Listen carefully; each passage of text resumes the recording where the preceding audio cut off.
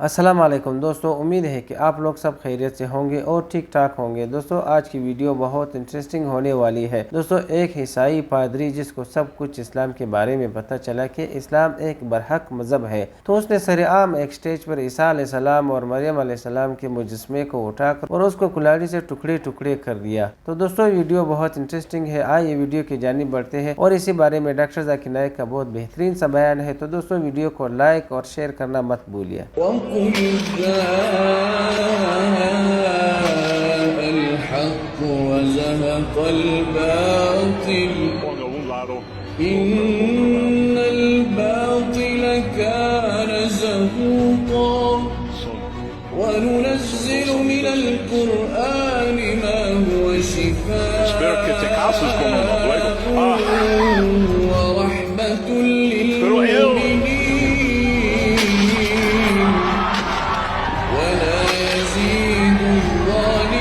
إلا خسارا وإذا أنعمنا على الإنسان أعرض ونأى بجانبه وإذا مسه الشر كان يئوسا। जानने की कोशिश करेंगे कि हिंदुइज्म में खुदा का तसव्वुर क्या है। जब हम कोई आम हिंदू से पूछते हैं कि आप कितने खुदाओं में मानते हैं, कुछ हिंदू कहेंगे 3, कुछ कहेंगे 10, कुछ कहेंगे 100, कुछ कहेंगे 1000 और कुछ कहेंगे 33 करोड़ 330 मिलियन।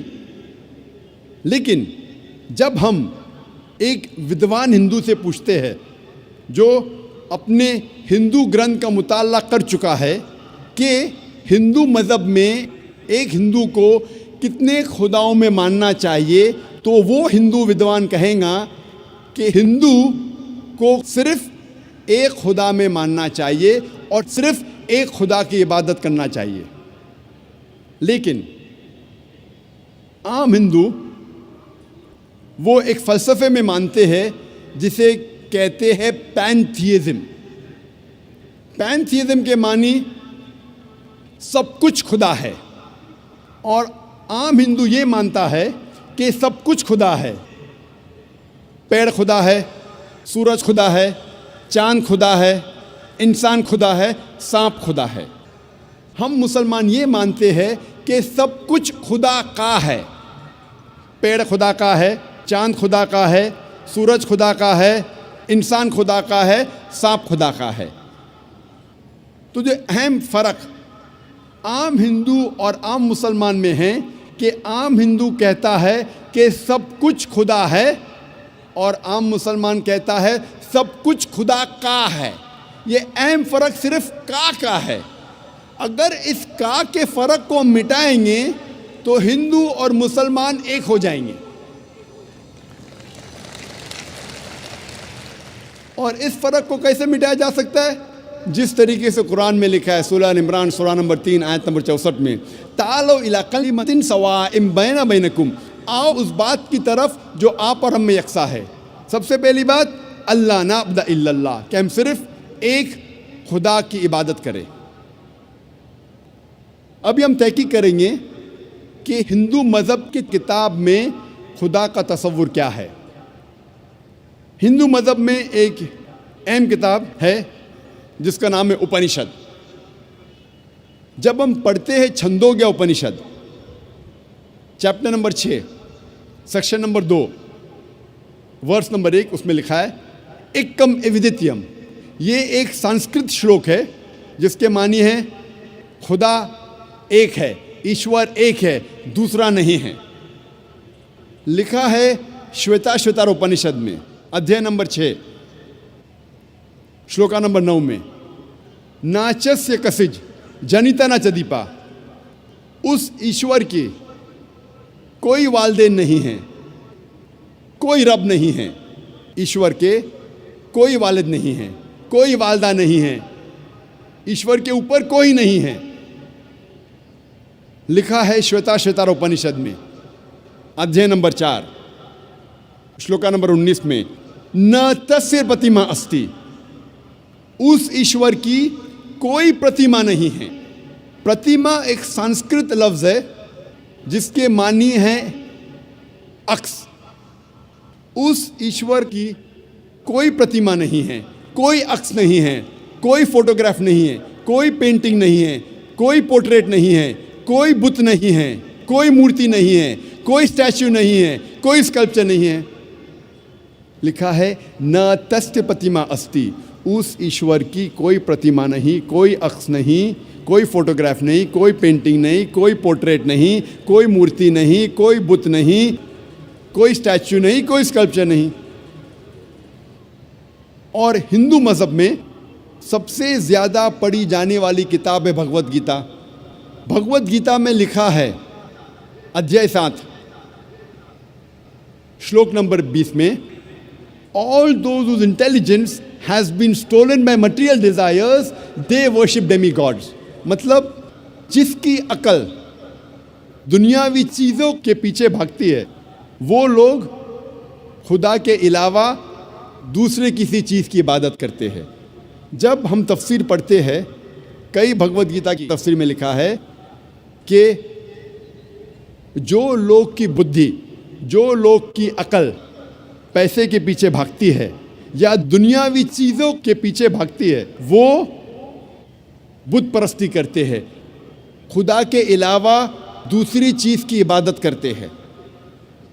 लिखा है भगवद गीता में अध्याय 10 श्लोक नंबर 3 में, वो लोग जानते हैं कि मैं लाफानी हूँ, वो लोग जानते हैं कि मैं जन्म नहीं लिया है और मैं सारे आलमीन का मालिक हूँ। हिंदू मज़हब में सबसे ऊंची किताब है वेद।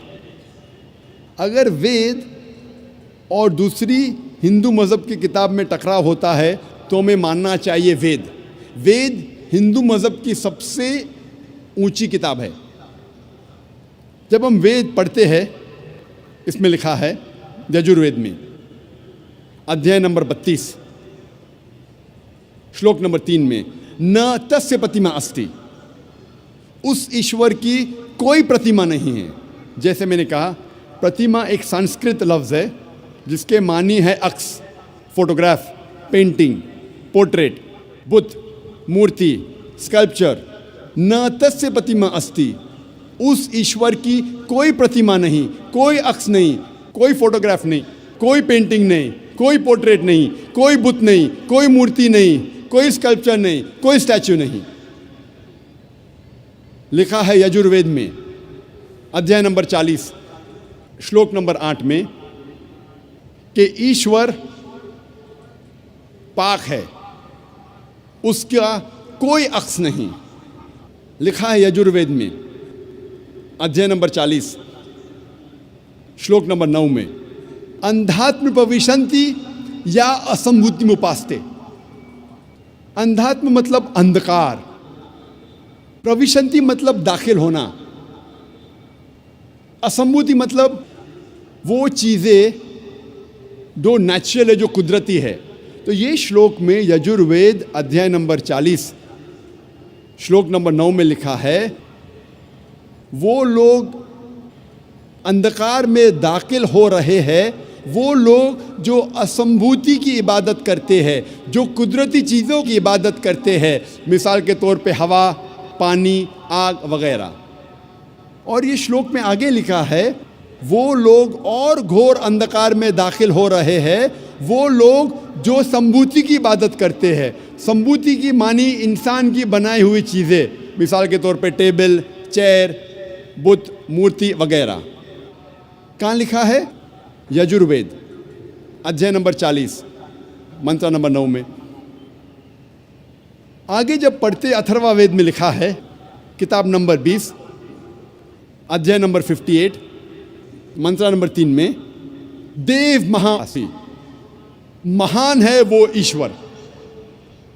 और वेद में सबसे ऊंची मानने वाली वेद है ऋग्वेद। वेद 4 किस्म की होती है, ऋग्वेद, यजुर्वेद, सामवेद, अथर्ववेद। ये चारों में सबसे ऊंची वेद है ऋग्वेद।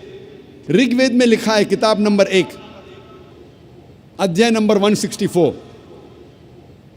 मंत्र नंबर 46 में, एकम सत विप्र बहुधा वेदांते, सत्य एक है, सच एक है, ईश्वर एक है, और साधु संत और विद्वान इस ईश्वर को कई नामों से पुकारते हैं। ये पैगाम फिर से दोहराया गया है ऋग्वेद में, किताब नंबर 10, अध्याय नंबर 114, मंत्र नंबर 5 में। इसमें लिखा है कि खुदा एक है, ईश्वर एक है, ईश्वर एक है, लेकिन विद्वान, संत, साधु इस ईश्वर को कई नामों से पुकारते हैं। और जब हम ऋग्वेद पढ़ते हैं, किताब नंबर 2, अध्याय नंबर 1, सिर्फ किताब नंबर 2, अध्याय नंबर 1 में 33 नाम और सिफतें दिए गए हैं इस ईश्वर को। इनमें से एक है ऋग्वेद, किताब नंबर 2 में, अध्याय नंबर 1 में, मंत्र नंबर 3 में, ब्रह्मा। ब्रह्मा कहा जाता है उस ईश्वर को जो बनाने वाला है। जब हम अंग्रेजी में तर्जुमा करते हैं तो इसे कहते हैं क्रिएटर। जब उर्दू या अरबी में तर्जुमा करते इसे कहते हैं खालिक। हम मुसलमानों को कोई एतराज़ नहीं अगर कोई कहता है कि खुदा या ईश्वर खालिक है या क्रिएटर है या बनाने वाला है, लेकिन अगर कोई शख्स कहता है क्या ब्रह्मा खुदा है जो बनाने वाला है, लेकिन उसके 4 सिर है और हर सिर पर क्राउन है, हम मुसलमान इस पे एतराज़ देते हैं, क्योंकि आप ईश्वर को अक्स दे रहे हैं। और साफ तौर पे लिखा है श्वेता उपनिषद में, अध्याय नंबर 4, श्लोका नंबर 19 में, न तस्य प्रतिमा अस्ति, उस ईश्वर की कोई प्रतिमा नहीं, कोई अक्स नहीं, कोई फोटोग्राफ नहीं, कोई पेंटिंग नहीं, कोई पोर्ट्रेट नहीं, कोई मूर्ति नहीं, कोई बुत नहीं, कोई स्टैच्यू नहीं, कोई स्कल्पचर नहीं। एक और सिफत या नाम ऋग्वेद, किताब नंबर 2, अध्याय नंबर 1, मंत्र नंबर 3 में दिया गया है, वो है विष्णु। विष्णु कहते हैं पालने वाले ईश्वर को।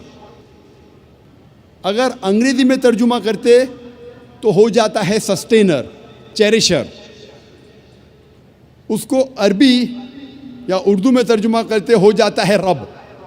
हम मुसलमानों को कोई एतराज़ नहीं अगर कोई कहता है कि खुदा या ईश्वर रब है, सस्टेनर है, चेरिशर है, पालने वाला है। लेकिन अगर कोई शख्स ये कहता है कि विष्णु पालने वाला खुदा है, पालने वाला ईश्वर है, और उस ईश्वर के 4 हाथ हैं जैसे इंसानों जैसे, और एक हाथ में चक्रा है और दूसरे हाथ में कौंच है, और वो पानी पे जा रहा है सांपों पे बैठकर, या हवा में उड़ रहा है एक परिंदा जिसका नाम है गरुड़ा पर, हम मुसलमान इस पर एतराज़ करते हैं क्योंकि आप खुदा को अक्स दे रहे हैं। और आप यजुर्वेद अध्याय नंबर 32 मंत्र नंबर 3 के खिलाफ जा रहे हैं, जिसमें लिखा है न तस्य प्रतिमा अस्ति, उस ईश्वर की कोई प्रतिमा नहीं, कोई अक्स नहीं, कोई फोटोग्राफ नहीं,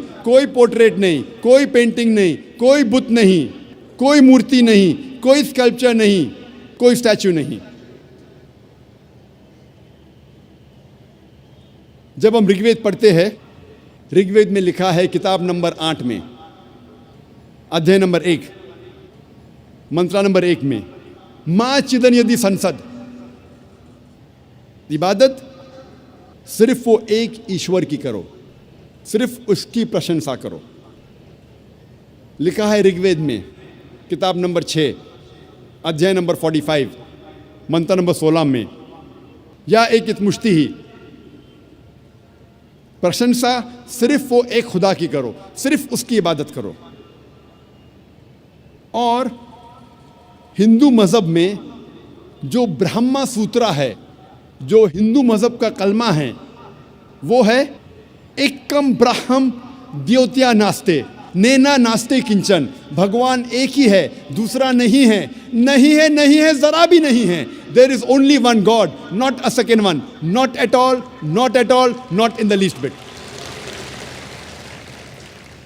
जब हम हिंदू मज़हब की किताबों का मुताला करते हैं, हमें पता लगता है कि हिंदू मज़हब में लिखा है कि एक ही ईश्वर, एक ही खुदा की इबादत करो, जिसकी कोई प्रतिमा नहीं, जिसका कोई अक्स नहीं, जिसका कोई फोटोग्राफ नहीं, कोई पेंटिंग नहीं, कोई पोर्ट्रेट नहीं, कोई बुत नहीं, कोई मूर्ति नहीं, कोई स्टैच्यू नहीं, कोई स्कल्पचर नहीं। अगर आपको समझना है कि हिंदू मज़हब में खुदा या ईश्वर का सही तसव्वुर क्या है, तो आपको हिंदू मज़हब की किताबों का मुताला करना चाहिए। तो दोस्तों ये थी हमारी आज की वीडियो। उम्मीद करते हैं कि आप लोगों को पसंद आई होगी और देखने के लिए कुछ मिला होगा। दोस्तों आप लोगों को पता है कि इस्लाम एक ऐसा मज़हब है जिसकी तड़प हर इंसान के दिल में होता है और हर इंसान यही कोशिश करता है कि वो सीधा और सही रास्ते पे चले। तो सीधा और सही रास्ता जो है, कामयाबी का रास्ता जो है, वो इस्लाम है और अल्लाह का बताया हुआ रास्ता है और हमारे नबी सल्लल्लाहु अलैहि वसल्लम के बताए हुए रास्ते हैं। अगर इंसान इस पर चलेगा तो उसके लिए दुनिया में भी कामयाबी है और आखिरत में भी कामयाबी है। दोस्तों अल्लाह ताला से दुआ करते हैं कि हर इंसान को अल्लाह ताला इस्लाम जैसे पाकीज़ा मज़हब से नवाजे और उस पर साबित कदमी से चलने की अल्लाह पाक हर इंसान को तौफीक अता फरमाए। दोस्तों इसी तरह की मज़ीद वीडियो देखने के लिए हमारे चैनल को सब्सक्राइब करें और हमारे साथ रहिए। और हाँ, कमेंट सेक्शन में बताना कि आप लोगों को हमारी वीडियो कैसी लगी। दोस्तों अपना बहुत सारा ख्याल रखिए। इजाज़त चाहते हैं। अल्लाह हाफिज़।